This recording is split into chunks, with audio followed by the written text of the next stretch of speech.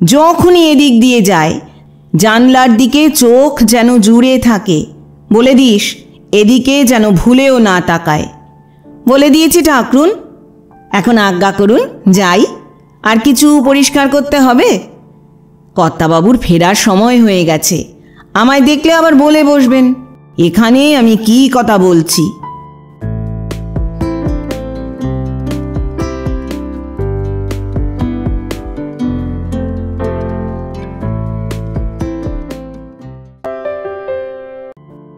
শুভেচ্ছা বন্ধুরা, একরাশ শুভেচ্ছা আর ভালোবাসা। আমি অর্পিতা আর আপনারা শুনছেন এক ব্যাগ গপ্প ইউটিউব চ্যানেল। বন্ধুরা, শুরুতেই একটা ছোট্ট অনুরোধ, এখনও যারা এক ব্যাগ গপ্প চ্যানেলটি সাবস্ক্রাইব করেননি তাদের উদ্দেশ্যে বলি, আজই চ্যানেলটি সাবস্ক্রাইব করে সঙ্গে থাকুন, উৎসাহ পাব এগিয়ে চলার। আজ পড়ব শ্রদ্ধেয় লেখক মুন্সী প্রেমচাঁদ রচিত একটি ছোট গল্প কলঙ্ক। গল্প পাঠ করছি আমি অর্পিতা। শুরু করছি মুন্সী প্রেমচাঁদ রচিত কলঙ্ক।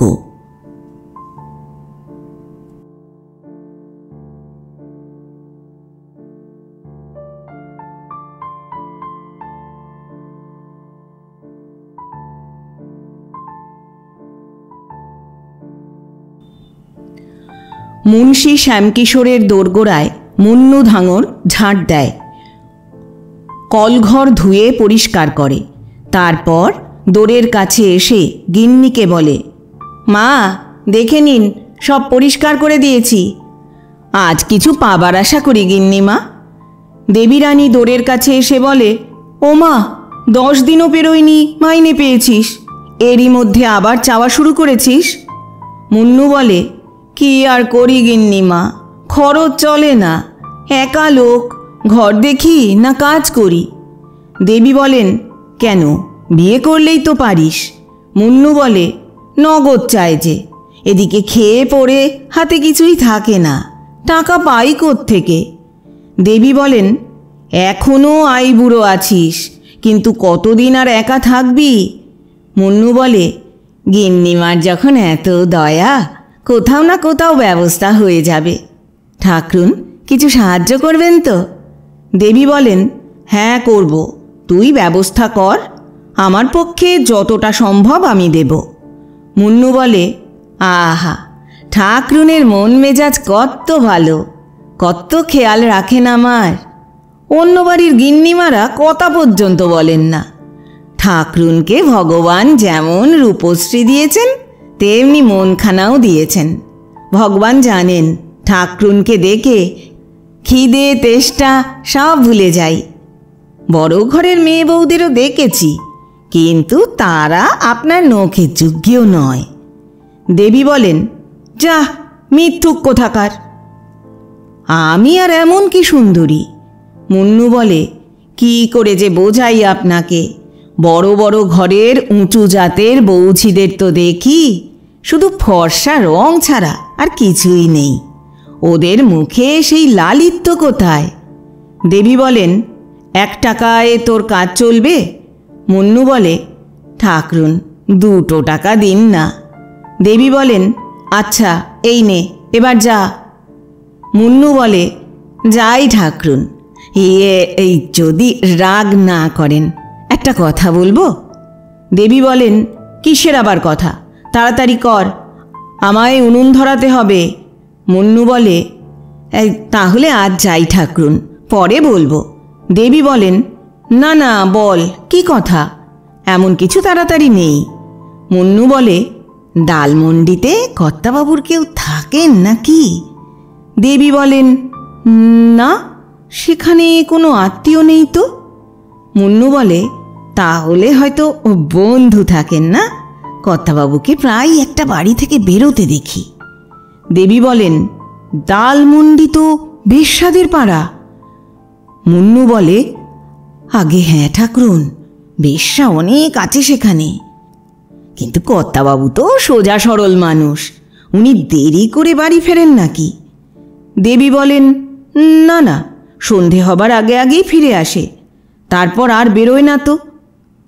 তবে হ্যাঁ, মাঝে মাঝে লাইব্রেরিতে যায়। মুন্নু বলে, ঠিক ঠিক ঠিক ধরতে পেরেছেন ঠাকরুন। সুযোগ পেলে ইশারায় বুঝিয়ে দেবেন, রাতে যেন সেদিকে যাতায়াত না করেন। মানুষের মন যতই পরিষ্কার হোক না কেন, যারা দেখে তারা কিছু একটা সন্দেহ করে। এরই মধ্যে বাবু শ্যামকিশোর এসে পড়ে। মুন্নু তাকে সেলাম করে, তারপর বালতি তুলে রওনা দেয়। শ্যামকিশোর জিজ্ঞেস করে, মুন্নু কি বলছিল? দেবী বলে, কিছু না, নিজের দুঃখের কাঁদুনি গাইছিল, খেতে চাইছিল, 2 টাকা দিয়েছি। কথাবার্তার ধরন ধারণ কিন্তু বেশ। শ্যাম বলেন, তোমার তো কথা বলার রোগ, কেউ না জুটুক ধাঙরের সঙ্গেও কথা বলা চাই, এই ভূতটার সঙ্গে তুমি যে কি কথা বলো। দেবী বলেন, ওর চেহারা দিয়ে আমার কি দরকার? বেচারা গরিব লোক, নিজের দুঃখের কাহিনী শোনাচ্ছিল, না শুনে থাকি কি করে। শ্যামবাবু রুমাল থেকে বেলফুলের মালা বের করে দেবীর গলায় পরিয়ে দেয়, কিন্তু দেবীর মুখে খুশির সামান্যতম চিহ্ন ফুটে ওঠে না। তির্যক দৃষ্টিতে চেয়ে বলে, তুমি ইদানিং দালমন্ডির দিকে খুব ঘোরাঘুরি করছো? শ্যাম বলেন, কে? আমি? দেবী বলেন, আগে হ্যাঁ তুমি। লাইব্রেরি যাবার অজুহাত করে বেরিয়ে যাও, আর ওদিকে জলসা হয়। শ্যাম বলেন, ডাহা মিছে কথা, 16 আনা মিছে কথা। কে বলেছে তোমায়? মুন্নু বুঝি? দেবী বলেন, মুন্নু আমায় কিচ্ছু বলেনি, কিন্তু তোমার খবরাখবর আমি পেয়ে থাকি। শ্যাম বলেন, তুমি আমার খবরাখবর নিও না, সন্দেহ করলে লোকে সন্দেহবাতিক হয়ে পড়ে, তারপর বড় বড় অনর্থ সংঘটিত হয়। আচ্ছা তুমি বলো, আমি দালমন্ডিতে যাব কেন? তোমার চেয়ে বড় আর কেউ আছে নাকি দালমন্ডিতে? তোমার ওই মাতাল চোখের আমি দুরন্ত প্রেমিক। সুন্দরী অপ্সরাও আমার সামনে এসে দাঁড়ালে আমি চোখ তুলে দেখব না, বুঝলে? শারদাকে দেখছি না যে, কোথায়? দেবী বলে, নিচে খেলতে গেছে। শ্যাম বলে, নিচে যেতে দিও না, সব সময় মোটর এক্কা গাড়ি ফিটন যাতায়াত করে, কখন যে কি ঘটে যাবে বলা তো যায় না। আজই আটদালি বাজারে একটা দুর্ঘটনা ঘটেছে, 3টে ছেলে একসঙ্গে মারা গেছে। দেবী বলেন, 3টে ছেলে? আহা, কি সাংঘাতিক ঘটনা! কার মোটর গাড়ি ছিল? শ্যাম বলেন, এখনো খোঁজ পাওয়া যায়নি। ঈশ্বর জানেন, তোমায় কিন্তু এই মালায় দারুণ মানিয়েছে। দেবী স্মিত হেসে বলে, আর খোসামত করতে হবে না। তৃতীয় দিবসে মুন্নু এসে দেবীকে বলে, ঠাকরুন, এক জায়গায় বিয়ের কথাবার্তা চলছে, যা বলেছেন তা যেন পাই, আপনার ওপর ভরসা করে আছি। দেবী বলে, তা মেয়ে দেখেছিস কেমন? মুন্নু বলে, কপালে যা আছে তাই হবে, অন্তত ঘরের রুটি খেতে পাবো, নইলে নিজের হাত পুড়িয়ে খেতে হয়। তবে মেজাজ খুব শান্ত, আমাদের জাতের মেয়েরা বড় চঞ্চল স্বভাবের হয়ে থাকে, 1000-এ 1টা শান্ত মেয়ে মেলে। দেবী বলেন, কেন, তোদের পরিবারকে তোরা কিছু বলিস না? মুন্নু বলে, বলবো কি ঠাকরুন, ভয়ে ভয়ে থাকি, পাছে আশনাইয়ের কাছে চুগলি খেয়ে চাকরিটা না যায়। বাবু সাহেবদের আবার ধাঙর মেয়েদের ওপর ভয়ানক নজর থাকে। দেবী হেসে বলে, যা মিথ্যুক কোথাকার, বাবু সাহেবদের পরিবারেরা ধাঙর বউদের চেয়েও খারাপ হয় নাকি? মুন্নু বলে, আর কিছু বলাবেন না ঠাকরুন, আপনি ছাড়া আর কোনো মনিব গিন্নিকে দেখিনি যার সুখ্যাতি করা যায়। আমি খুব ছোট মাপের লোক, কিন্তু গিন্নিদের মতো যদি আমার পরিবার হয়, কথা বলতেও ইচ্ছে হয় না। ঠাকরুনের মতো সুন্দরী শান্ত কোনো মেয়ে লোককে আমি দেখিনি। দেবী বলে, যা মিথ্যুক কোথাকার, এত খোসামত করা শিখেছিস কোত্থেকে? খোসামত নয় মা ঠাকরুন, সত্যি কথাই বলছি। একদিন আপনি ওই জানলার ধারে দাঁড়িয়েছিলেন, রাজা মিয়ার চোখ আপনার ওপর পড়ে, ওই যে বড় জুতোর দোকান যার। আল্লাহ যেমন টাকা পয়সা দিয়েছে তেমনি হৃদয়ও। আপনাকে দেখেই চোখ নামিয়ে নেয়। আজ কথায় কথায় ঠাকরুনের রূপ চেহারার প্রশংসা করতে শুরু করে। আমি বললাম, যেমন রূপ তেমনি আল্লাহ তাকে হৃদয়ও দিয়েছে। দেবী বলেন, ওই যে লম্বাটে শ্যামবর্ণের ছেলেটা? মুন্নু বলে, হ্যাঁ হুজুর, সেই। আমায় বলতে থাকে, কোনো রকমে একবার যদি তাকে দেখতে পেতাম। কিন্তু আমি ধমকে দিয়ে বলি, খবরদার মিয়া, আমাকে এমন কথা বললে সেখানে তোমার জারি জুরি খাটবে না। দেবী বলে ওঠেন, খুব ভালো করেছিস তুই, হতচ্ছাড়ার চোখ যেন কানা হয়। যখনই এদিক দিয়ে যায় জানলার দিকে চোখ যেন জুড়ে থাকে। বলে দিস এদিকে যেন ভুলেও না তাকায়। মুন্নু বলে দিয়েছি ঠাকরুন। এখন আজ্ঞা করুন, যাই। আর কিছু পরিষ্কার করতে হবে? কর্তাবাবুর ফেরার সময় হয়ে গেছে। আমায় দেখলে আবার বলে বসবেন এখানে আমি কি কথা বলছি। দেবী বলেন, এই রুটিগুলো নিয়ে যা, আজ আর উনুন ধরাতে হবে না। মুন্নু বলে, আল্লাহ আপনাকে সালামত রাখেন।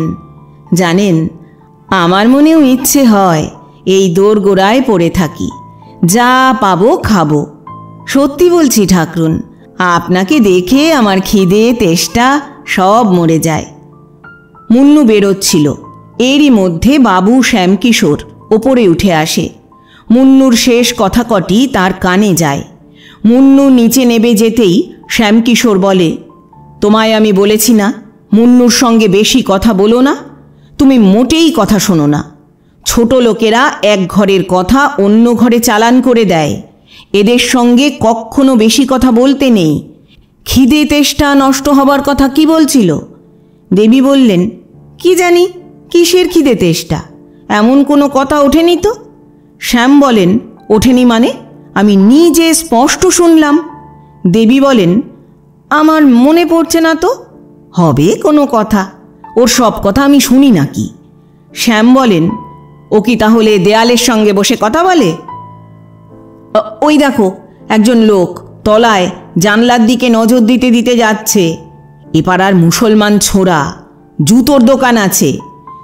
তুমি এই জানলার ধারে দাঁড়িয়ে থাকো কেন? দেবী বলেন, চিক ঝোলানো রয়েছে। শ্যাম বলেন, থাকলেই বা, চিকের পাশে দাঁড়ালে বাইরের লোকেরা তোমায় স্পষ্ট দেখতে পায়। দেবী বলেন, আমার তা জানা ছিল না তো। এরপর আর কখনো জানলা খুলবই না। শ্যাম বললেন, ঠিক আছে, খুলে লাভ কি? মুন্নুকে আর ভেতরে আসতে দেবে না। দেবী বলেন, তাহলে কলঘর পরিষ্কার করবে কে?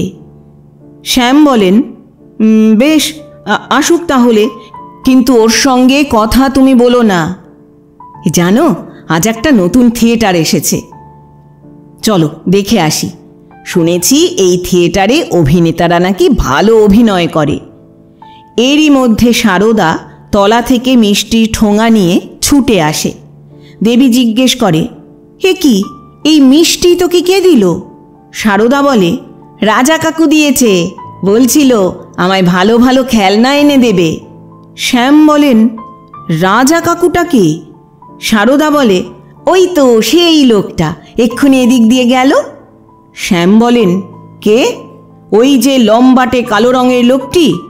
সারদা বলে, হ্যাঁ সেই, আমি এবার ওর বাড়িতে রোজ যাব। দেবী বলেন, তুই ওর বাড়িতে গিয়েছিলি নাকি? সারদা বলে, আমায় কোলে করে নিয়ে গেল যে। শ্যাম বলেন, এবার থেকে তলায় আর খেলতে যাবি না।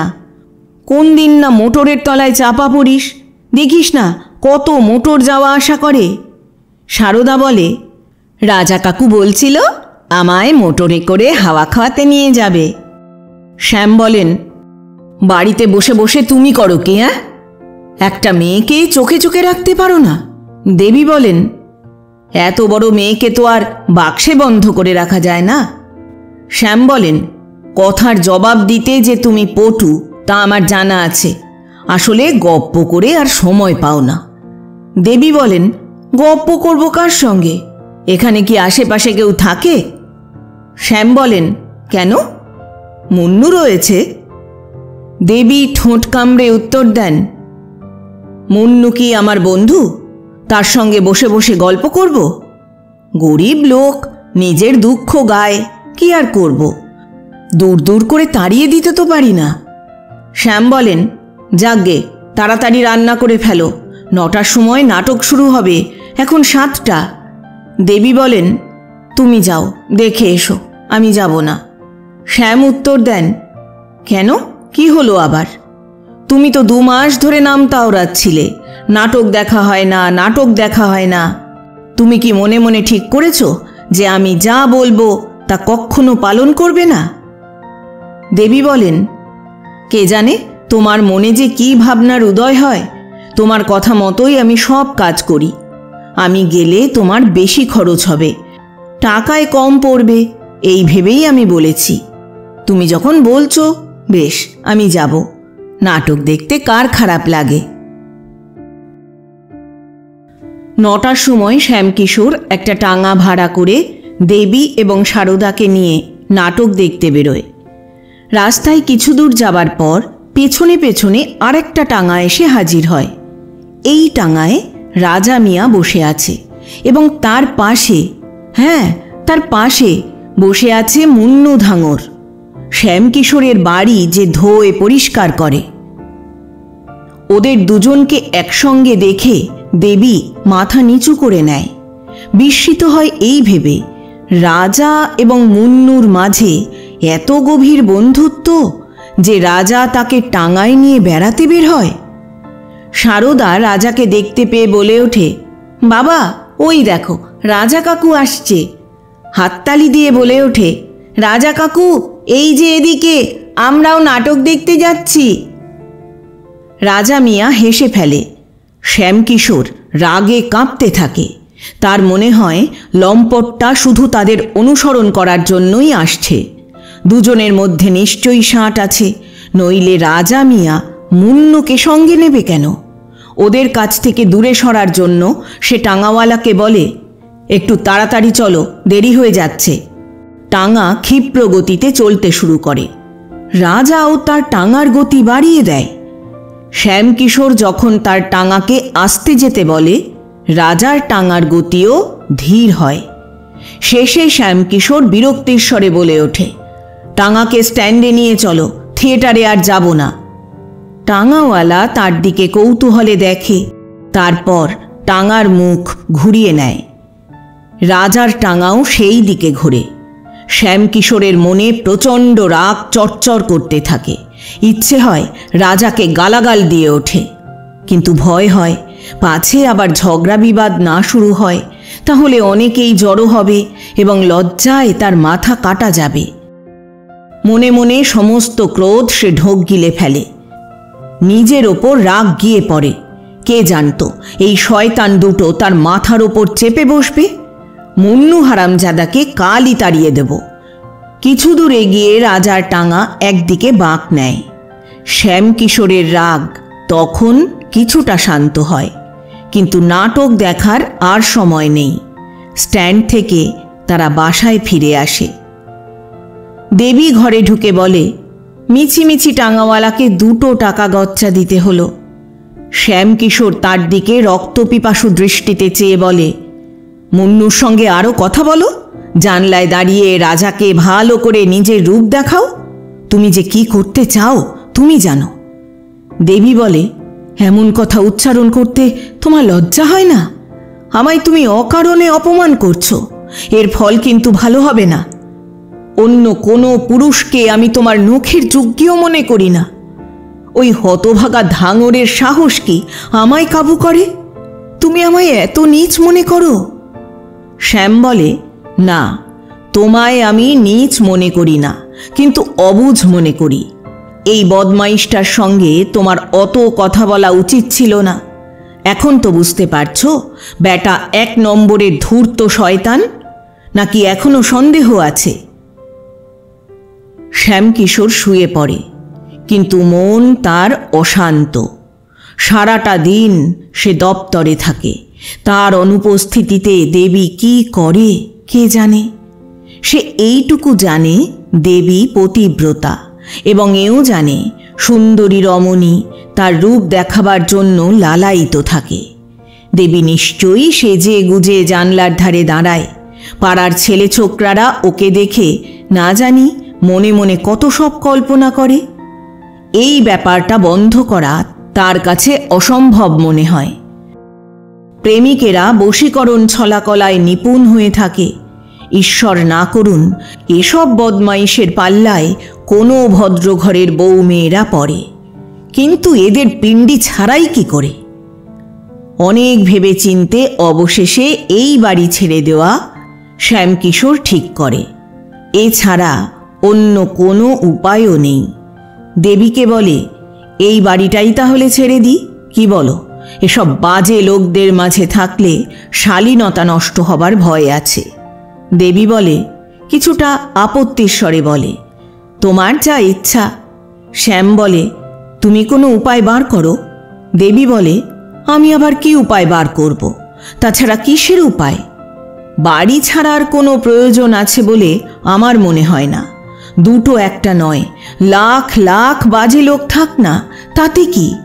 কুকুরের ঘেউ ঘেউ ডাকে কেউ বাড়ি ছেড়ে চলে যায়? শ্যাম বলে, কুকুরের কামড়ানোর ভয় থাকে তো। দেবী এই কথার কোনো জবাব দেয় না। তর্ক করলে স্বামীর দুশ্চিন্তা বেড়ে যাওয়ার ভয় আছে। কিছুটা সন্দেহবাতিক মন, বললে আবার কি ভেবে বসে। তৃতীয় দিবসে শ্যামবাবু বাড়ি ছেড়ে অন্যত্র চলে যায়। নতুন বাড়িতে আসার সপ্তাহখানিক বাদে একদিন মুন্নু মাথায় পট্টি বাঁধা অবস্থায় লাঠি ধরে ঠকঠক করতে করতে এসে হাজির। ভেতরে ডাক দেয়। দেবী তার গলার স্বর চিনতে পারে, কিন্তু দূর করে তাড়িয়ে দেয় না। এগিয়ে গিয়ে দরজা খুলে দেয়। পুরনো বাড়ির খবরাখবর জানার জন্য তার মন ব্যাকুল হয়ে ওঠে। মুন্নু ভেতরে ঢুকে বলে, ঠাকরুন, আপনি যেদিন থেকে বাড়ি ছেড়েছেন দিব্যি গালছি ওখানে যদি একবারও গিয়ে থাকি। ওই বাড়ি দেখে সত্যি বলতে কি কান্না পায়। আমারও ইচ্ছা করে এই পাড়ায় চলে আসি। পাগলের মতো এদিক ওদিক ঘুরে বেড়াই ঠাকরুন, কোনো কাজে আর মন বসে না। সব সময় আপনার কথা মনে পড়ে। আপনি যেমন আমায় ভরণ পোষণ করতেন, কে আর তেমন করবে? এই বাড়িটা বেশ ছোট। দেবী বলে, তোর জন্যই ওই বাড়ি ছাড়তে হলো। মুন্নু বলে, আমার জন্যে? আমি কি অপরাধ করলাম ঠাকরুন? দেবী বলে, তুই তো সেদিন টাঙাই করে রাজার পাশে বসে আমাদের পেছন পেছন আসছিলি। এমন লোকের ওপর মানুষের সন্দেহ হয় না? মুন্নু বলে, ঠাকরুন, সেদিনের কথা আর জিজ্ঞেস করবেন না। রাজা মিয়ার এক উকিলের সঙ্গে দেখা করার কথা ছিল। সে স্ট্যান্ডের কাছে থাকে। আমাকেও সঙ্গে তুলে নেয়। ওর সাহস ছিল না, লজ্জায় সে আপনার টাঙার সামনে এগিয়ে যেতে পারছিল না। কর্তাবাবু তাকে বাজে লোক ভেবে বসেন, কিন্তু তার মতো ভালো মানুষ গোটা পাড়ায় নেই। 5 ওয়াক্ত নামাজ পড়েন, 30 দিন রোজা করেন, বাড়িতে বিবি ছাওয়াল মজুদ আছে। সাহস কি কারোর দিকে বদ নজরে দেখে? দেবী বলে, যাগ্গে, তোর মাথায় পট্টি বাঁধা কেন রে? মুন্নু বলে, আর জানতে চাইবেন না ঠাকরুন। আপনার সম্পর্কে কেউ কিছু খারাপ কথা বললে আমার শরীরে আগুন জ্বলে ওঠে। বাইরের দিকে যে হালুইওয়ালা থাকে, বলতে থাকে বাবু সাহেবের কাছে কিছু পয়সা বাকি আছে। আমি বললাম, উনি এমন লোক নন যে তোমার পয়সা হজম করবেন। ব্যাস, এই কথায় তর্ক হয়ে গেল। আমি দোকানের নিচে নালা পরিষ্কার করছিলাম, সে ওপর থেকে ঝাঁপ দিয়ে আমায় ঠেলে ফেলে দিল। তখন আমার অন্যদিকে মন ছিল। ধাক্কা খেয়ে রাস্তার ওপর চিত অবস্থায় পড়ে যাই। চোট লেগেছিল। আমিও দোকানের সামনে দাঁড়িয়ে বেটাকে এমন গালাগাল দিয়েছি, সেই বেটাও মনে রাখবে। ঘা আস্তে আস্তে শুকিয়ে এসেছে। দেবী বলে, ছি ছি, মিছামিছি ঝগড়া করতে গেলি। সামান্য একটা ব্যাপার, বলে দিলেই হতো। পয়সা যদি বাকি থাকে গিয়ে নিয়ে এলেই পারো। এই শহরেই তো আছি, নাকি অন্য দেশে পালিয়ে গেছি? মুন্নু বলে, ঠাকরুন, আপনার সম্পর্কে বাজে কথা শুনতে পারি না। সে যত বড় লাঠি হোক না কেন, ঝাঁপিয়ে আমি পড়বই। সে যদি মহাজন হয়ে থাকে তো নিজের বাড়িতে, ওর কাছে কি আমি ধারি নাকি? হ্যাঁ রে, ওই বাসায় নতুন কেউ এসেছে নাকি? অনেকে এসেছিল, কিন্তু ঠাকরুন, যে বাসায় আপনি বাস করে এসেছেন সেখানে কে আর থাকতে পারে? আমরা ওদের সরিয়ে দিয়েছি। এদিকে রাজা মিয়া সেদিন থেকে খাওয়া দাওয়া প্রায় বন্ধ করে বসে আছে। মেয়েটার কথা মনে করে শুধু কাঁদে। ঠাকরুনের কি আমাদের কথা মনে পড়ে? কেন মনে পড়বে না? আমি কি রক্ত মাংসের মানুষ নই? জন্তুরাও নিজের ডেরা থেকে সরে এলে দিন কতক খাওয়া দাওয়ায় রুচি হয় না। এই নে পয়সা, বাজার থেকে কিছু এনে খেয়ে নে, উপোস আছিস। আপনার দয়ায় খাওয়া দাওয়ার তেমন কষ্ট নেই। মানুষের হৃদয়টাই বড়, পয়সা কি আর এমন ব্যাপার। আপনার দয়ায় তো খাচ্ছি। ঠাকরুনের মেজাজটাই এমন, মানুষ পয়সা ছাড়াই গোলাম হয়ে পড়ে। এখন যাচ্ছি ঠাকরুন, কর্তাবাবু হয়তো আসছেন, দেখলেই বলবেন শয়তানটা এখানে এসেও হাজির হয়েছে। দেবী বলেন, ওর আসতে এখনো অনেক দেরি। ওহো, একটা কথা তো ভুলেই গেছি। রাজা মিয়া মেয়ের জন্য কিছু খেলনা দিয়েছে। কথায় কথায় ভুলেই গেছি, খেয়াল পর্যন্ত ছিল না। কই, মেয়ে কোথায়? মাদ্রাসা থেকে এখনো ফেরেনি, কিন্তু এত খেলনা আনার কি দরকার ছিল? ও মা, রাজা মিয়া দেখছি আশ্চর্য কাণ্ড করেছে। দেয়ার ইচ্ছে যখন ছিল 2-4 আনার খেলনা পাঠিয়ে দিলেই হতো। এই মেমটার দামই তো 3-4 টাকার চেয়ে কম হবে না। সব মিলিয়ে কম করে 30-35 টাকার খেলনা না হয়ে যায় না? জানি না ঠাকরুন, আমি তো কখনো খেলনা কিনিনি। 30-35 টাকার খেলনা যদি বা হয়, তার কাছে এমন কি আর বিরাট ব্যাপার? এক দোকান থেকেই রোজ 50 টাকা আয় হয়। না না, এসব ফেরত নিয়ে যা। এত খেলনা নিয়ে সে কি করবে? আমি শুধু এই মেমটাকেই রাখছি। ঠাকরুন, রাজা মিয়া তাহলে আমার ওপর গোসা করবে, আমায় আর আস্ত রাখবে না। প্রাণে তার বড্ড দয়া মায়া আছে। 2-4 দিনের জন্য বিবি এদিক ওদিক গেলে খুব অস্থির হয়ে পড়ে। সহসা সারদা পাঠশালা থেকে ফিরে আসে। খেলনা দেখতে পেয়ে সে ঝাঁপিয়ে পড়ে। দেবী তাকে ধমক দিয়ে ওঠে, করছিস কি? মেমটা নে, আরগুলো নিয়ে করবি কি? সারদা বলে ওঠে, না মা, আমি সব কটা নেব। মেমটাকে মোটর গাড়ির পেছনে বসিয়ে চালাবো। পেছন পেছন এই কুকুরটা দৌড়াবে। এই থালা বাটিতে পুতুলের রান্না করব। কোত্থেকে এনেছো মা, বলো না? দেবী বললেন, কোত্থেকেও আনিনি, দেখব বলে আমি এগুলো আনিয়েছি। তুই এ থেকে একটা বেছে তুলে নে। আমি সব নেব মা, সবগুলো নাও না। কেন এনেছো মা? দেবী বলেন, মুন্নু, তুই খেলনাগুলো নিয়ে ফিরে যা, শুধু ওই মেমটা থাকুক। সারদা বলে, কোত্থেকে এনেছো মুন্নু, বলো না। তোমার রাজা কাকু তোমার জন্য পাঠিয়েছে।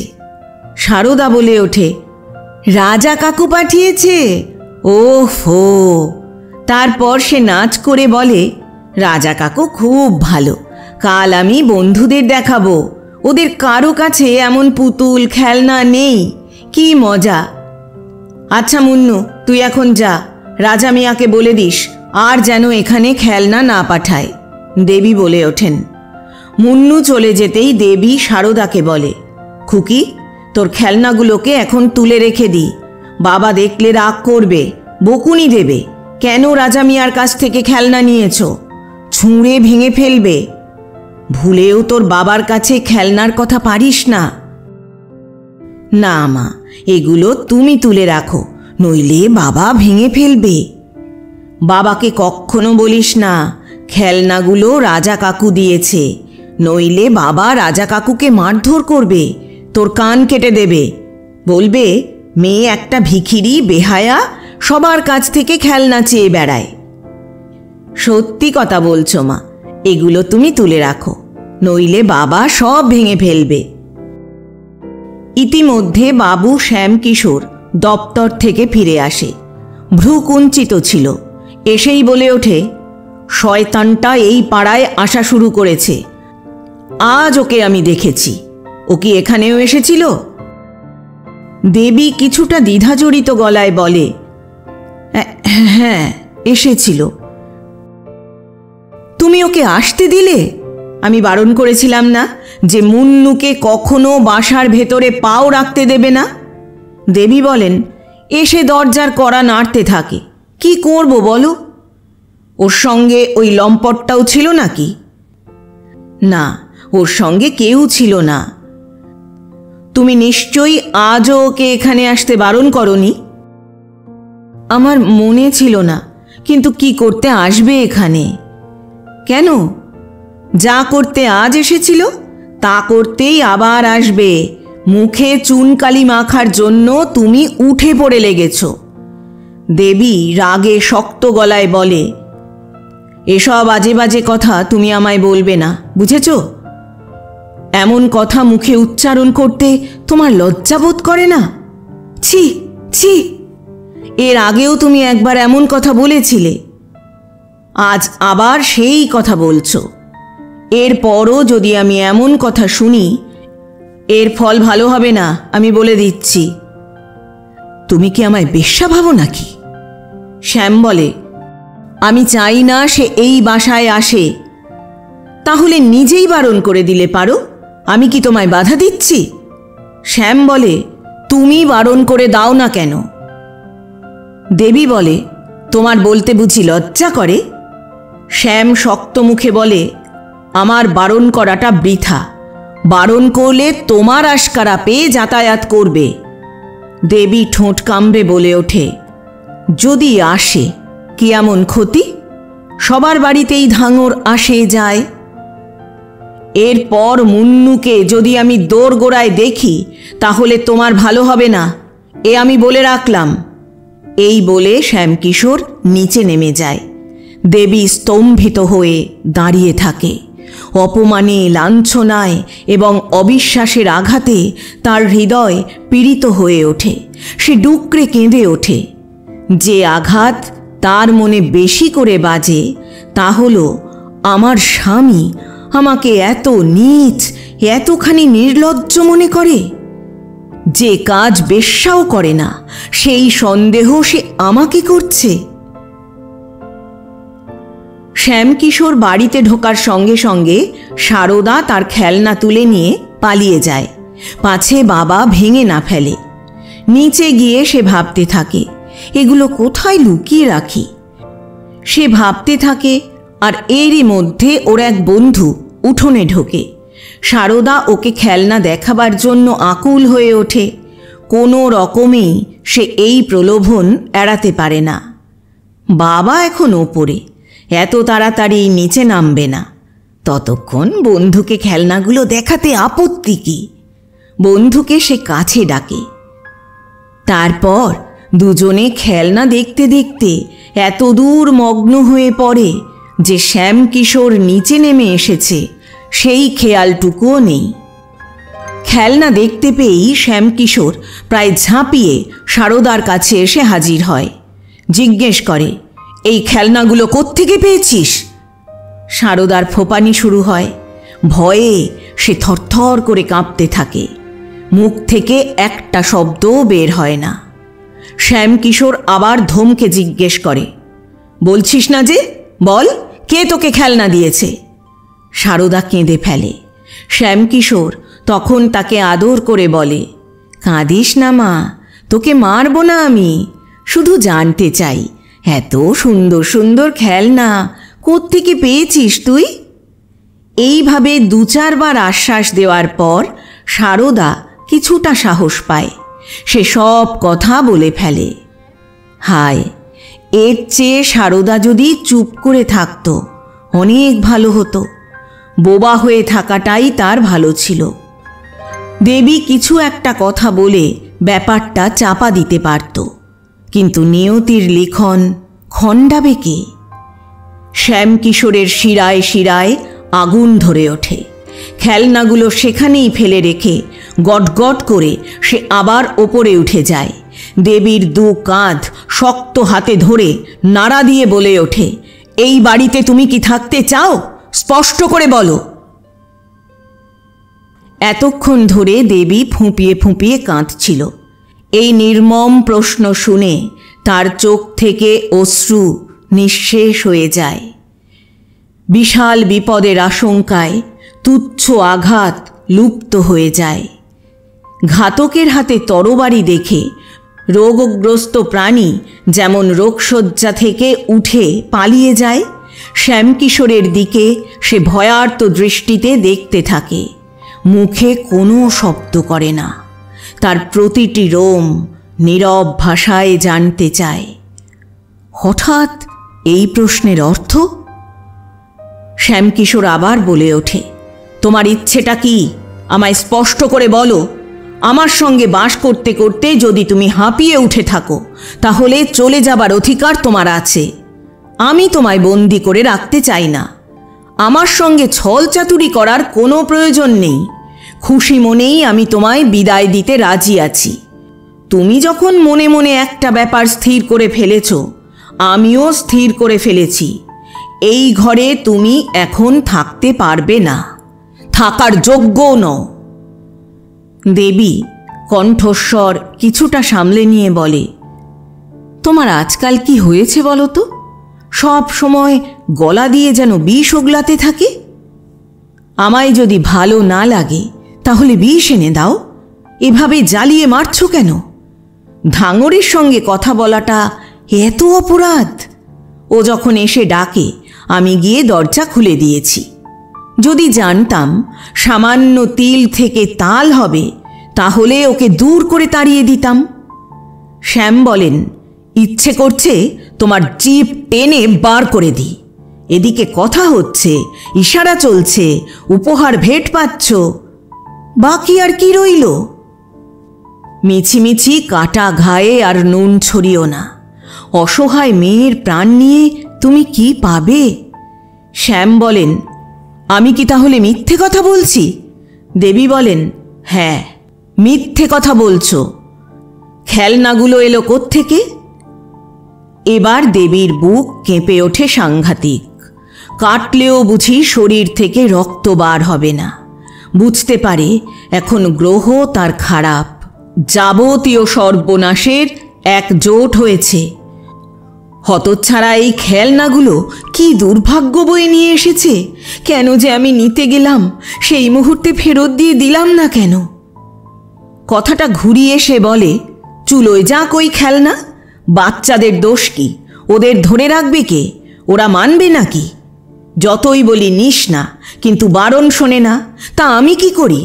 যদি জানতাম এই খেলনার জন্য আমায় এত হেনস্থা হতে হবে, তাহলে জোর করে কেড়ে ফেলে দিতাম।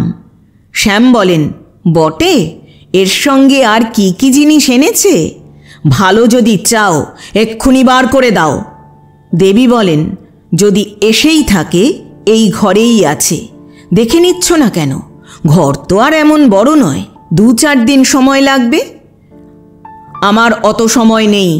ভালো চাও যা যা এসেছে আমার সামনে এনে রেখে দাও।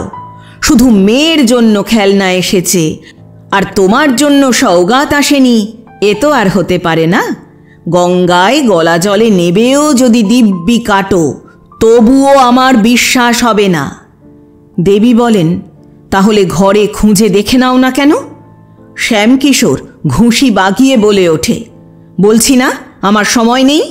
যাও, সোজা কথায় সব জিনিস নিয়ে এসো, নইলে গলা টিপে মেরে ফেলবো বলছি।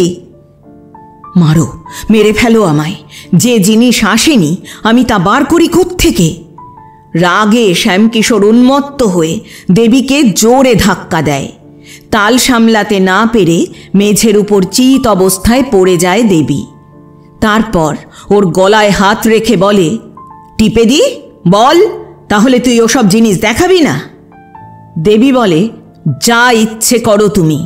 শ্যাম বলে, রক্ত চুষে খাবো, তুই ভেবেছিস কি? রক্ত খেলে যদি মনের তেষ্টা মেটে, খাও তাহলে। আর কখনো ওই ধাঙরটার সঙ্গে কথা বলবি না তো।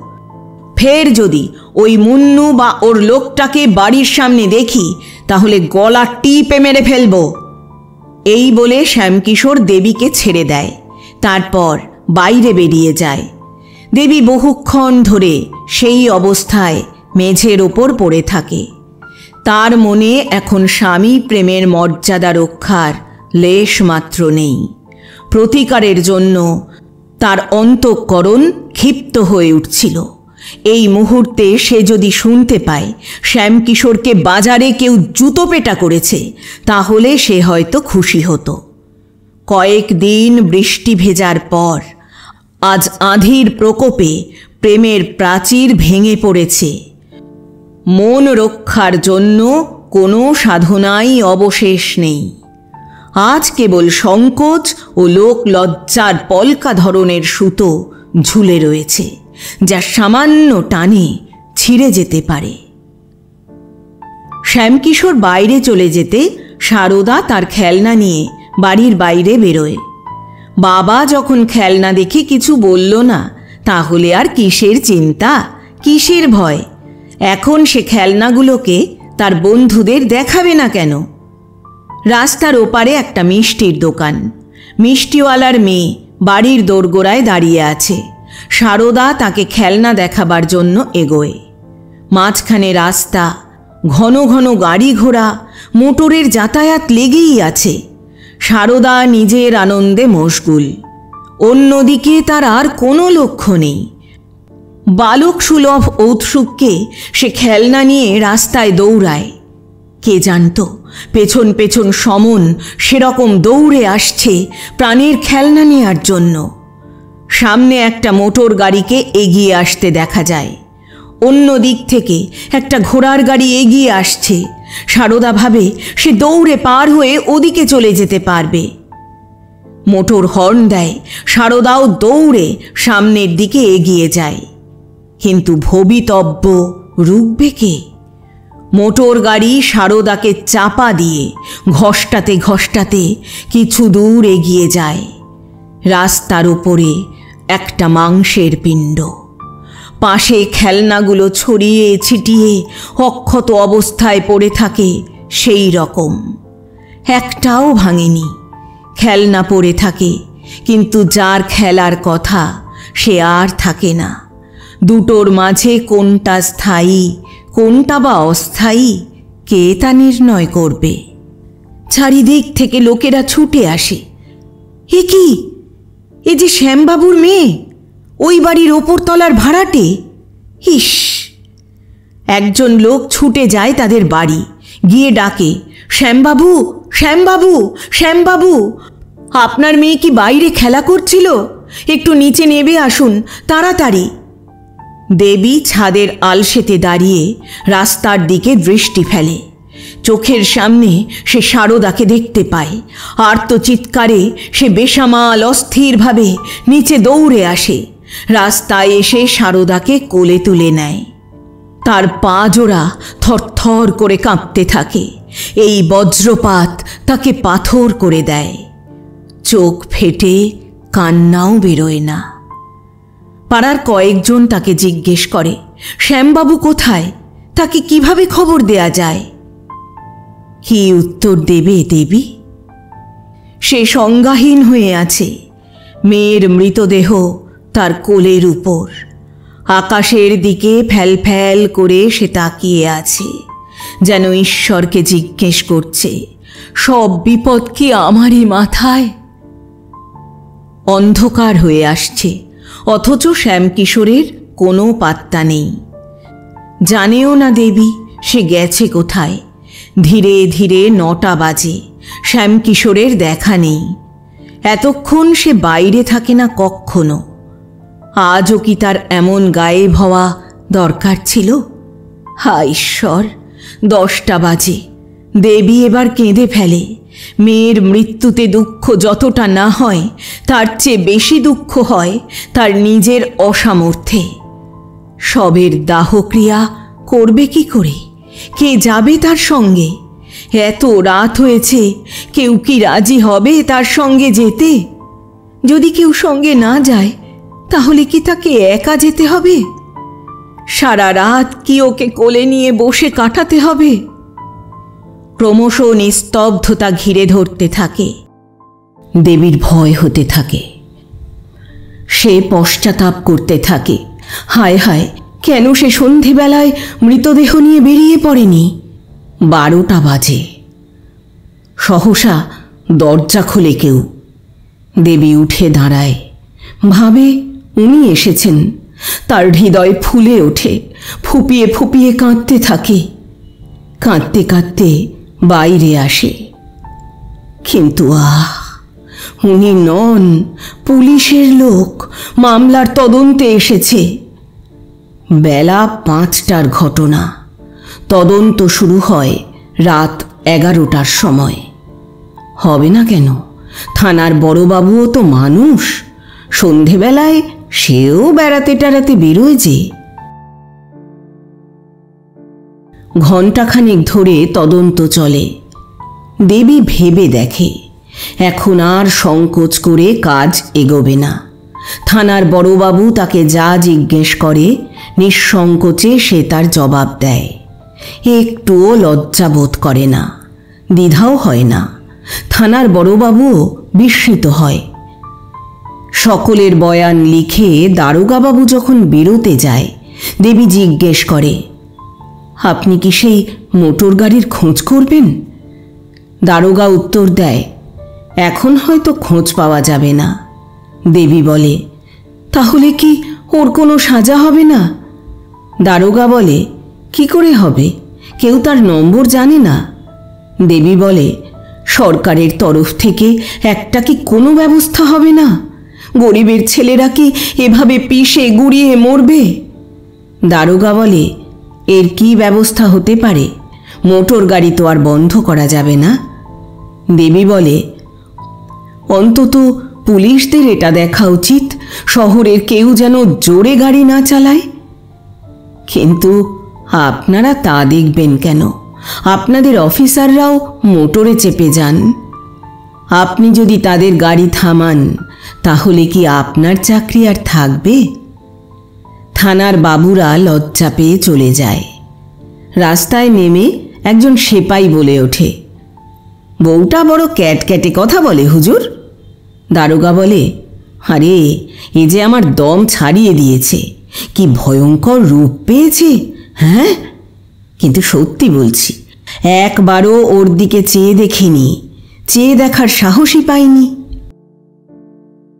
রাত 12টার পর শ্যামকিশোর নেশায় চূর হয়ে বাড়ি ফেরে। মাঝপথেই সে এই দুঃসংবাদ পেয়েছে। কাঁদতে কাঁদতে বাড়িতে ঢোকে। দেবী বসেছিল, ভেবে রেখেছিল, যাই হোক না কেন আজ ঝগড়াঝাটি না করে ছাড়ব না।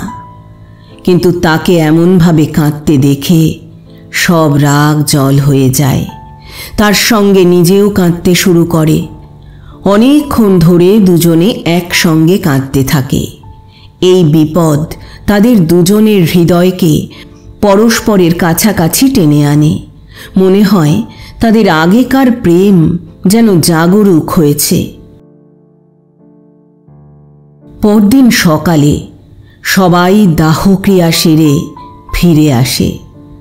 শ্যামকিশোর দেবীর দিকে স্নেহভরে করুণ স্বরে বলে, একা একা তোমার কাটাতে কষ্ট হবে। দেবী বলে, তুমি কি 10-5 দিনের ছুটি নিতে পারবে না?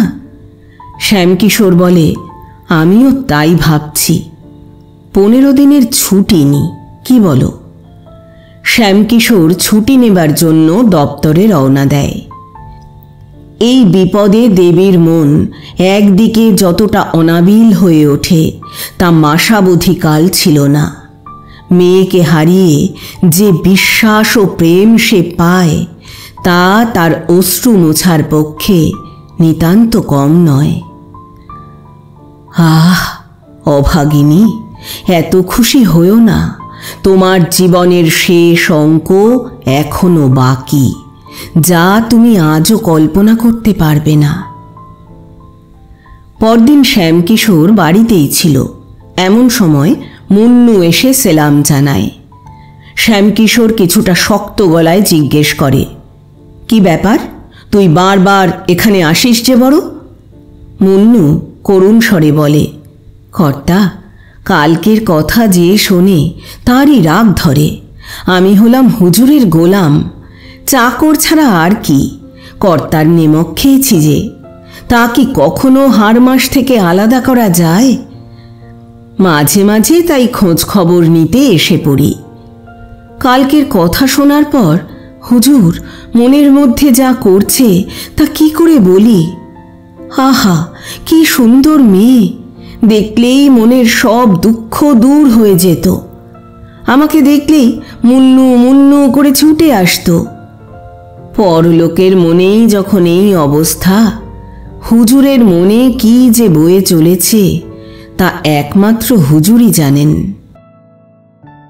শ্যামবাবু কিছুটা নরম হয়ে বলে, ঈশ্বরের ইচ্ছার বাইরে মানুষ কি আর করতে পারে।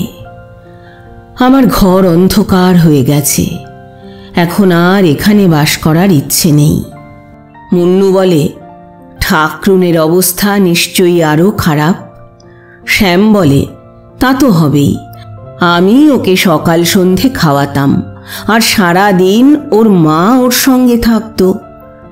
আমি অবশ্য সারা দিন কাজকর্মে ভুলে থাকব, কিন্তু সে কি করে ভুলে থাকবে? সারা জীবন তার কান্নায় কাটবে।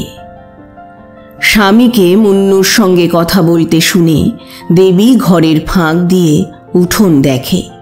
মুন্নুকে দেখতে পেয়েই তার চোখ বাধাহীন অশ্রুতে ভরে ওঠে। বলে, মুন্নু, আমার সব গেছে। মুন্নু বলে, ঠাকরুন ধৈর্য ধরেন, কেঁদে কেটে আর লাভ কি? এই সব আধার দেখেই মাঝে মাঝে আল্লাহকে বড় জালিম মনে হয়। যে বেঈমান অন্যের গলা কাটার জন্য ঘোরাফেরা করে, আল্লাহ তাকেও ভয় পায়। যারা সরল সৎ, তাদের উপর বিপদ এসে পড়ে। মুন্নু দেবীকে আশা ভরসা দিতে থাকে। শ্যামবাবুও তার কথায় সমর্থন জানাতে থাকে। সে চলে যাবার পর শ্যামবাবু বলে, লোকটাকে খারাপ বলে মনে হয় না। দেবী বলে, মনটা খুব ভালো, দুঃখ না পেলে সে কি এখানে আসতো? 15 দিন পেরিয়ে যায়। শ্যামকিশোর আবার দপ্তরে যাতায়াত করে। এর মাঝে মুন্নু আর কখনো আসেনি। এতদিন দেবীর দিন কেটে যেত স্বামীর সঙ্গে কথাবার্তা বলে, কিন্তু এখন সে চলে যেতেই বারবার সারদার কথা তার মনে পড়ে। সারা দিন প্রায় কেঁদে ভাসায়। পাড়ায় 2-4 জন নীচ জাতির মেয়ে বউ আসত, কিন্তু দেবীর সঙ্গে মনের মিল হতো না। ফলে তারা কপট সহানুভূতি দেখিয়ে দেবীর কাছ থেকে কিছু আদায় করতে চাইত। একদিন বেলা 4টে নাগাদ মুন্নু আবার আসে। উঠোনে দাঁড়িয়ে ডাকে, ঠাকরুন, আমি মুন্নু, একটু নিচে আসবেন? দেবী ওপর থেকেই জিজ্ঞেস করে, কি দরকার? ওখান থেকেই বল। মুন্নু বলে, একটু নিচে আসুন না। দেবী নিচে নেমে আসে। মুন্নু বলে, রাজা মিয়া বাইরে দাঁড়িয়ে আছে, হুজুরের কাছে শোক প্রকাশ করতে চায়। দেবী বলে ওঠে, গিয়ে বলে দে, ভগবানের যা ইচ্ছে তাই ঘটেছে। রাজা মিয়া দরজার কাছেই দাঁড়িয়েছিল। সে কথাটা স্পষ্ট শুনতে পায়। বাইরে থেকেই বলে ওঠে, খোদা জানেন, যখনই এই খবর পেয়েছি আমার মন ভেঙে টুকরো হয়ে গেছে। আমি দিল্লি গিয়েছিলাম, আজই ফিরে এসেছি। আমার থাকাতে যদি এই ঘটনা ঘটত, তাহলে আর যাই করি না কেন, অন্তত গাড়িওয়ালাকে সাজা না পাইয়ে ছাড়তাম না। তা লাট সাহেবের মোটর গাড়ি হোক না কেন, গোটা শহর ছেঁকে তুলতাম। বাবু সাহেব চুপ করে বসে রইলেন। এ কি কোনো কথা হলো? তা বলে মোটর গাড়ি চালিয়ে কেউ কারো প্রাণ নেবে নাকি? আহা, কুসুমের মতো ফুটফুটে মেয়েটাকে জালিমেরা মেরে ফেলল। হায়, কে আর এসে আমায় রাজা কাকু বলে ডাকবে? খোদার কসম, ওর জন্য দিল্লি থেকে ঝুড়ি ভর্তি খেলনা এনেছি। কে জানতো এখানে সে সমস্ত খেলা শেষ করে চলে গেছে। মুন্নু, দেখ, এই মাদুলিটা নিয়ে ভাবিজিকে দিয়ে আয়। এটা খোঁপার ভেতরে বেঁধে রাখবে। খোদা চাইলে তার কোনো রকম দুর্ভোগ বা খারাপ কিছু হবে না।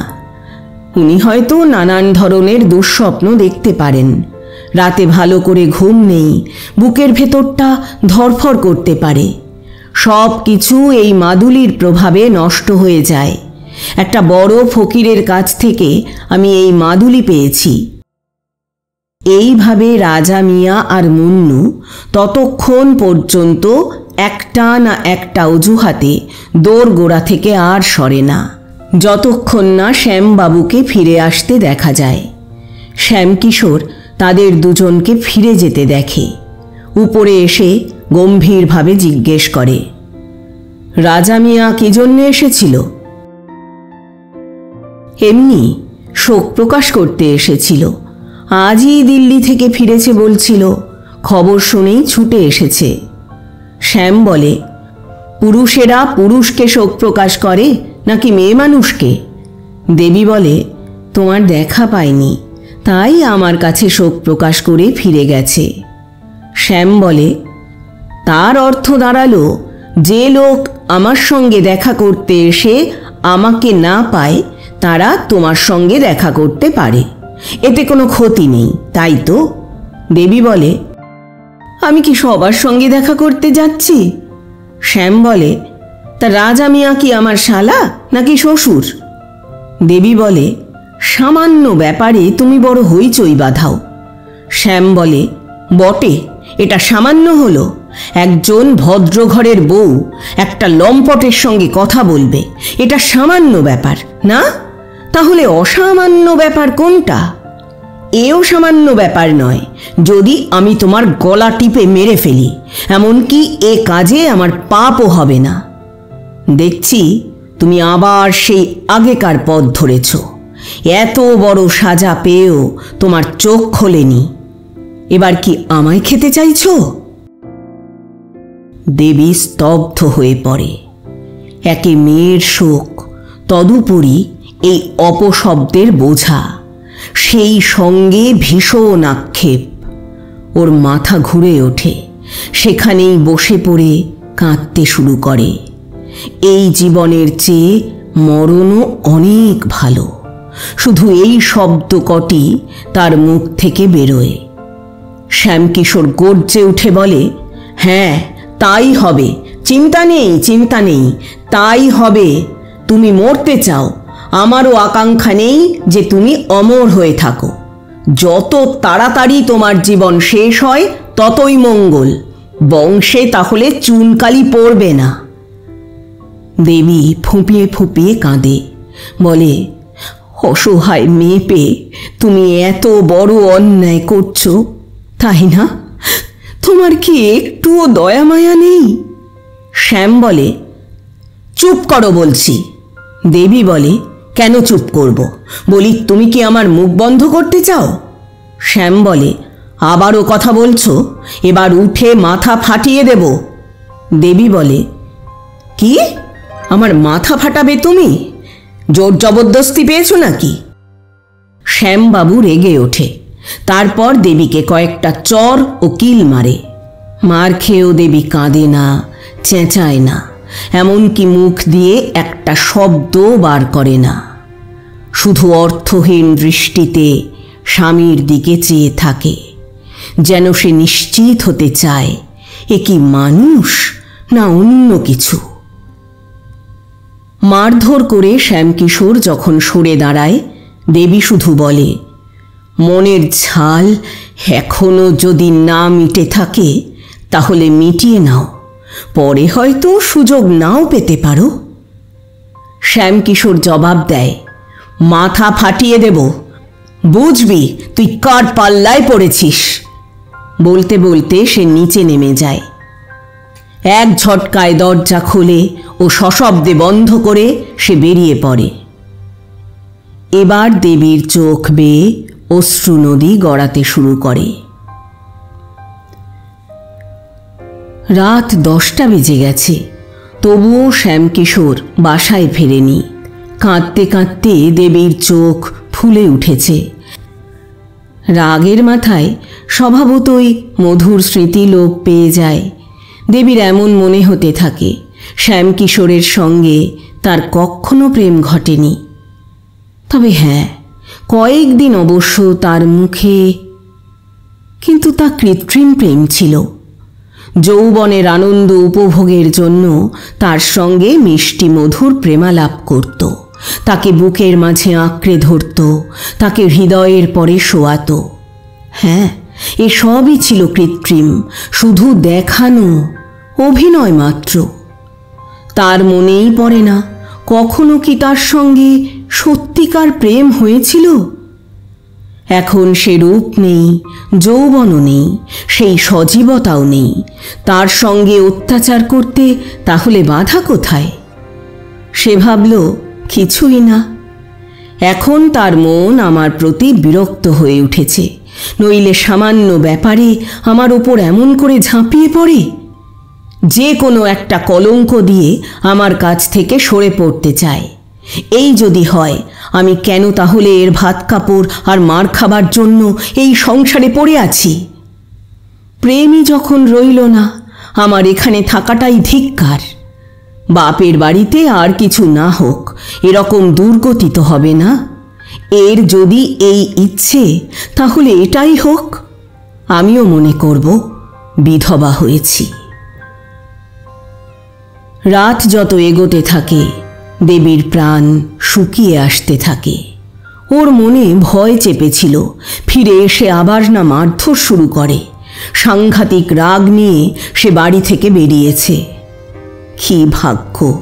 আমি কি এত নীচ হয়ে গেছি যে ধাঙরের সঙ্গে, জুতোওয়ালার সঙ্গে আশনাই করে বেড়াবো? এমন কথা মুখ দিয়ে উচ্চারণ করতে এই ভালো মানুষের সামান্য লজ্জা হলো না? কি করে যে তার মনে এমন কথা উদয় হয়? আর কিছু নয়, আসলে স্বভাবে নীচ, অনুদার অন্তঃকরণ, স্বার্থপর লোক ছাড়া সে আর কিছুই নয়। নীচদের সঙ্গে থাকলে নীচ হতে হয়। আমারই ভুল, এতদিন ধরে এর মেজাজ সহ্য করে এসেছি। যেখানে সম্মান নেই, মর্যাদা নেই, প্রেম নেই, বিশ্বাস নেই, সেখানে বাস করা বেহায়াপনা ছাড়া আর কি? আমি তো এর কাছে কৃতদাসী হইনি। যা ইচ্ছে তাই করবে, মারধর করবে, আর আমি পড়ে পড়ে সহ্য করব। সীতার মতো স্ত্রী যদি হয়, রামের মতো স্বামীও হয়। দেবীর ক্রমশ এমন আশঙ্কা হতে থাকে শ্যামকিশোর ফিরে এসে সত্যি সত্যি তার গলা টিপে মেরে ফেলবে, অথবা ছোড়া বেঁধে দেবে। সে সংবাদপত্রে এই ধরনের বহু নিষ্ঠুর হত্যার খবর পড়েছে। শহরে এই ধরনের বহু ঘটনা ঘটেছে। ভয়ে সে কাঁপতে থাকে। এখানে থাকলে তার প্রাণ সুরক্ষিত থাকবে না।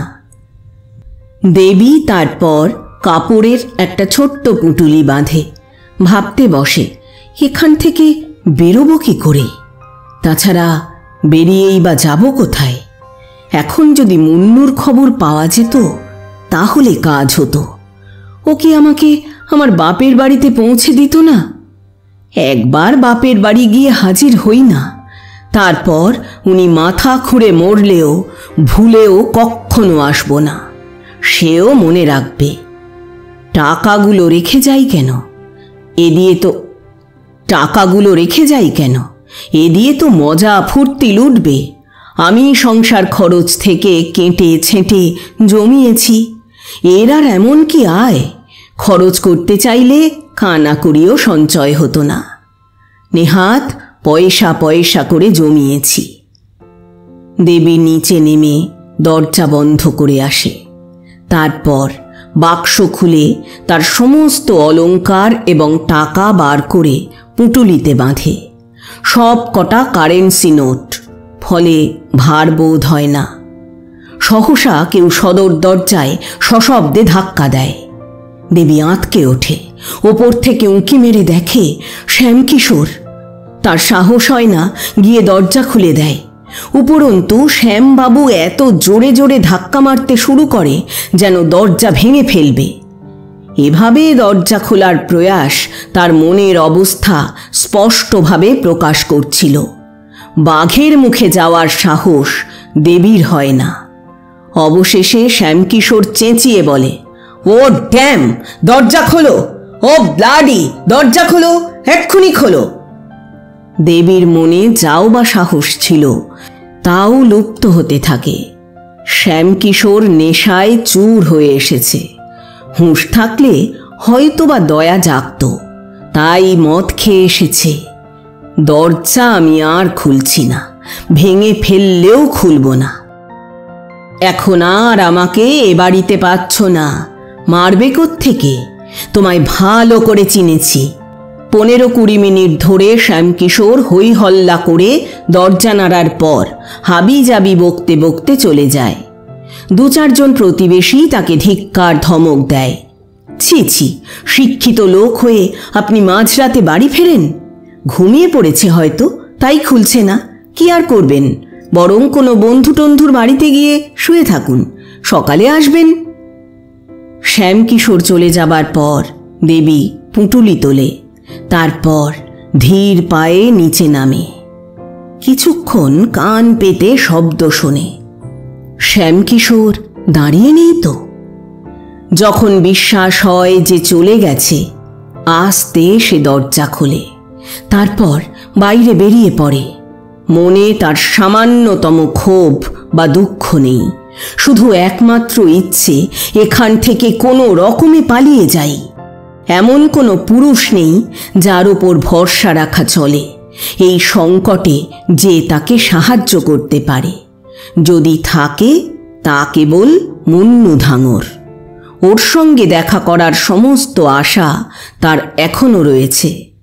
ওর সঙ্গে দেখা করে সে ঠিক করবে যাবে কোথায়, থাকবে কি করে। পিত্রালয়ে যাবার তার এখন আর কোনো ইচ্ছে নেই। তার ভয় পিত্রালয়ে গিয়ে সে শ্যামকিশোরের হাত থেকে নিজেকে রক্ষা করতে পারবে না।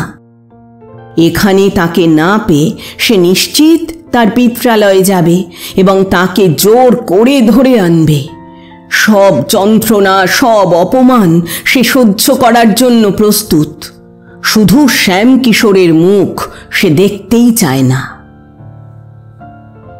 প্রেম অপমানিত হয়ে দেশে পরিবর্তিত হয়।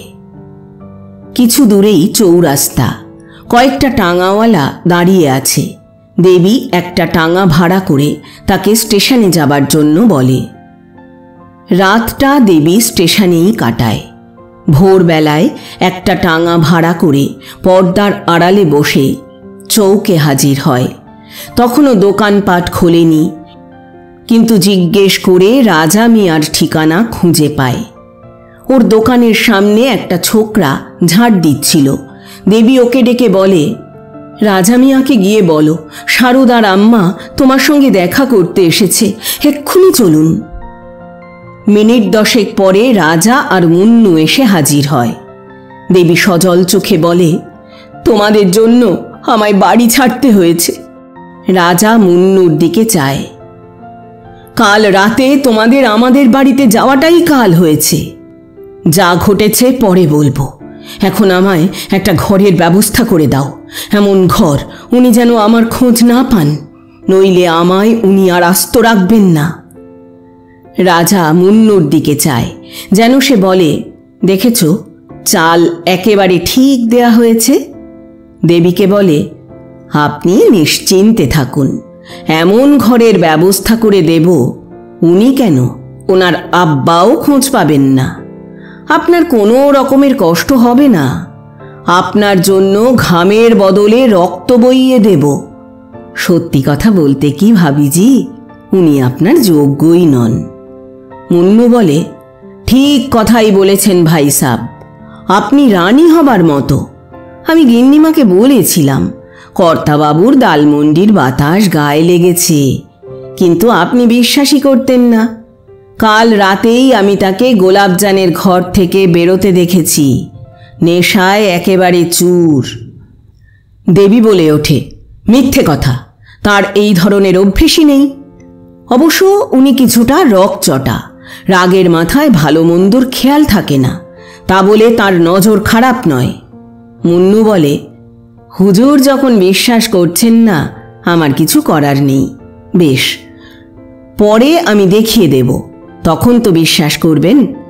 রাজা বলে, এই পরে দেখাবি, এখন একে আমার বাড়িতে পৌঁছে দে, ওপরে নিয়ে যাস। ততক্ষণে আমি বাড়ি দেখতে যাচ্ছি। আপনার পছন্দ মতো একটা ভালো ঘর আছে। দেবী বলে, তোমার বাড়িতে কি অন্যান্য মেয়ে মানুষ আছে? রাজা বলে, কেউ নেই ভাবিজি, শুধু একজন বুড়ি আছে, সে আপনার জন্য একটা ঝি ডেকে দেবে, আপনার কোনো অসুবিধে হবে না। আমি বাড়ি দেখতে যাচ্ছি। দেবী বলে, ওদিকটাও একবার ঘুরে যেও, দেখো উনি ঘরে ফিরেছেন কিনা। রাজা বলে, উনি আমার ওপর ক্ষেপে আছেন, হয়তো নজরে পড়লে ওনার সঙ্গে আমার ঝগড়া বেঁধে যাবে। যে পুরুষ আপনার মতো সৌন্দর্যের দেবীকে কদর করে না, সে মানুষ নয়। মুন্নু বলে, ঠিক কথা বলেছ ভাই সাব, এমন ভালো ভদ্র মহিলাকে কোন মুখে তিনি শাসন করেন? এতদিন ধরে আমি হুজুরের গোলামি করে কাটিয়েছি, কই একদিনও কোনো কথা শোনাননি। রাজা বাড়ি দেখতে যায় এবং টাঙা রাজার বাড়ির দিকে এগোয়। দেবীর মনে সহসা একটা আশঙ্কা জেগে ওঠে। সত্যি সত্যি এরা দুজনে লম্পট নয় তো? কিন্তু জানবে কিভাবে? এটা সত্য, দেবী তার স্বামীকে জীবনের জন্য পরিত্যাগ করেছে, কিন্তু ইতিমধ্যে তার মনে পশ্চাতাপ জেগে উঠছে। একা একা ঘরে সে থাকবে কি করে? বসে বসে করবে কি? এসব ভেবে সে কুলিয়ে উঠতে পারে না। মনে মনে বলে, বাড়ি ফিরে যাই না কেন? ঈশ্বর করুন উনি এখনো বাড়ি ফিরে আসেননি। মুন্নুকে বলে, তুই এক ছুটে দেখে আয় উনি বাড়ি ফিরেছেন কিনা। মুন্নু বলে, আপনি গিয়ে বিশ্রাম করুন, আমি দেখে আসছি। দেবী বলে, না, আমি ভেতরে যাব না। মুন্নু বলে, খোদার কসম খেয়ে বলছি বাড়ি ফাঁকা আছে, আপনি আমাদের মিথ্যেই সন্দেহ করছেন। আমরা সেই লোক, আপনার হুকুম পেলে আগুনে ঝাঁপ দিতে পারি। দেবী টাঙা থেকে নেমে ভেতরে চলে যায়। পাখি একবার ধরা পড়লে পাখা ঝাপটায়, কিন্তু পায়ে জাল জড়িয়ে গেলে আর উঠতে পারে না, এবং শিকারী ওকে থলের ভেতর পুড়ে ফেলে। হায়, সেই অভাগিনী কি আর কখনো আকাশে উঠতে পারবে? আর কখনো কি শাখা প্রশাখায় কূজন করার ভাগ্য হবে? শ্যামকিশোর সকালে বাড়ি ফিরে আসে। ওর মন এখন শান্ত হয়ে গেছে। তার আশঙ্কা হয় দেবী বুঝি বাড়িতে নেই। দরজার দুপাট খোলা দেখতে পেয়েই তার হৃৎপিণ্ড হিম হয়ে পড়ে। এত সকালে দরজা খোলা থাকা অমঙ্গল সূচক। মুহূর্তখানেক দরজার কাছে দাঁড়িয়ে সে ভেতরের শব্দ শোনে। কোনো শব্দ শোনা যায় না। উঠোনে যায়, সেখানেও নিঃশব্দ। ওপরে চারিদিকে নিস্তব্ধতা। ঘর খাঁ খাঁ করছে। শ্যামকিশোর এবার সতর্ক হয়ে দেখতে শুরু করে। বাক্সে টাকা পয়সা গায়েব, গহনার বাক্স শূন্য। আর কি ভুল হতে পারে? গঙ্গা স্নানের জন্য কেউ গেলে বাড়ির টাকা পয়সা নিয়ে যায় না। সে চলে গেছে, বিন্দুমাত্র আর সন্দেহ নেই। এও তার জানা সে গেছে কোথায়। এখন যদি সে ছুটে যায় তাহলে ফিরিয়ে আনা যেতে পারে, কিন্তু লোকেরা কি বলবে? শ্যামকিশোর খাটিয়ার ওপর বসে এখন ঠান্ডা মাথায় ঘটনা পর্যালোচনা করতে শুরু করে। কোনো সন্দেহ নেই, রাজা আর ওর চামচে মুন্নু ওকে প্ররোচিত করেছে। সেই বা করবে কি? কর্তব্য বলতে গেলে পুরনো বাসা ছেড়ে দিয়েছে, দেবীকে বারবার বুঝিয়েছে। এছাড়া আর কি সে করতে পারে? ওকে প্রহার করাটা কি অনুচিত ছিল? যদি তর্কের খাতিরে অনুচিত ধরে নি, তাহলেও কি দেবীর এভাবে বাড়ি থেকে বেরিয়ে যাওয়া উচিত ছিল? অন্য কোনো মহিলা যার হৃদয়ে প্রথম থেকে বিষ ভরে না দিয়ে থাকলে শুধু প্রহৃত হয়ে বাড়ি থেকে বেরিয়ে যেতে পারে? দেবীর হৃদয় নিঃসন্দেহে কলুষিত হয়ে গেছিল।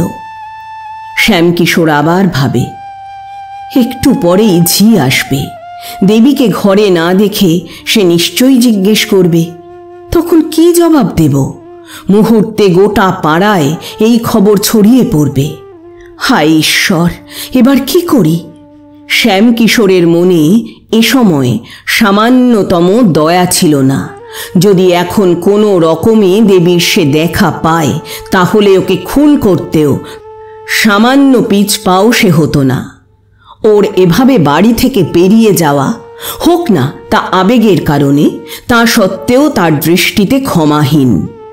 ক্রোধ অনেক সময় বিরক্তির রূপ নেয়। অচিরে শ্যামকিশোরের মনে সংসারের প্রতি তীব্র ঘৃণা জমে ওঠে। নিজের স্ত্রী যখন এভাবে দাগা দিয়ে যায়, অপরের কাছ থেকে কী বা আশা করা চলে? যে স্ত্রীর জন্য আমরা বেঁচে থাকি, মরে যাই, যাকে সুখী করার জন্য নিজের প্রাণপাত করি, সেই যখন আপন হয় না, তখন আর কেই বা আপন হতে পারে? এই স্ত্রীকে সুখী করার জন্য সে কি না করেছে! বাড়ির লোকেদের সঙ্গে বিবাদ করেছে, ভাইদের সঙ্গে সম্পর্ক ছেড়েছে, এমনকি তারা এখন তার মুখ দর্শনও করতে চায় না। তার এমন কোনো ইচ্ছা ছিল না যা সে পূরণ করেনি।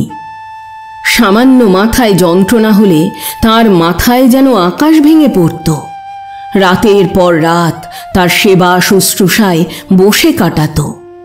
সেই স্ত্রী আজ তাকে দাগা দিল। শুধু একটা গুন্ডার প্ররোচনায় তার মুখে চুনকালি লেপে দিয়েছে। গুন্ডার মাথায় দোষ চাপানো এক ধরনের নিজের মনকে সান্ত্বনা দেয়া ছাড়া আর কি? হৃদয় কুটিল না হলে কেউ কি তাকে নষ্ট করতে পারে? এই স্ত্রী যখন বিশ্বাসঘাতকতা করল, তাহলে বোঝা উচিত সংসারে প্রেম এবং বিশ্বাসের কোনো অস্তিত্বই নেই। এ শুধু ভাবুক লোকদের কল্পনা মাত্র। এমন সংসারের থেকে দুঃখ ও নিরাশা ছাড়া আর কি পাবার থাকতে পারে? হায় দুষ্ট রমণী, যা, আজ থেকে তুই স্বাধীন, যা ইচ্ছে কর। এখন আর কেউ তোর হাত ধরার নেই। যাকে তুই প্রিয়তম উচ্চারণে ক্লান্ত হতিস না, তার সঙ্গে তুই এমন কুটিল ব্যবহার করতে পারলি? চাইলে তোকে কোর্টে টানা হেঁচড়া করে এই পাপের সাজা দিতে পারি, কিন্তু তাতে লাভ কি? এর ফল তোকে ঈশ্বরই দেবেন। শ্যামকিশোর চুপচাপ নিচে নামে।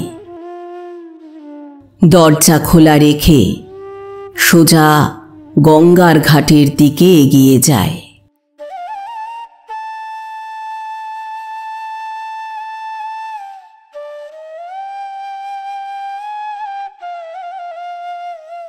এতক্ষণ শুনলেন শ্রদ্ধেয় লেখক মুন্সী প্রেমচাঁদ রচিত একটি ছোট গল্প কলঙ্ক। গল্প পাঠ করলাম আমি অর্পিতা। প্রচ্ছদ এঁকেছেন মোনালিসা। উপস্থাপনায় এক ব্যাগ গপ্প ইউটিউব চ্যানেল। বন্ধুরা, আবার আসবো আগামী সপ্তাহে আবার কোনো ভালো লাগা গল্প নিয়ে। আজ তাহলে বিদায় নিচ্ছি। সবাই ভালো থাকবেন, সুস্থ থাকবেন। আর হ্যাঁ, গল্প পাঠ ভালো লাগলে চ্যানেলটি লাইক, কমেন্ট, শেয়ার ও সাবস্ক্রাইব করে পাশে থাকবেন।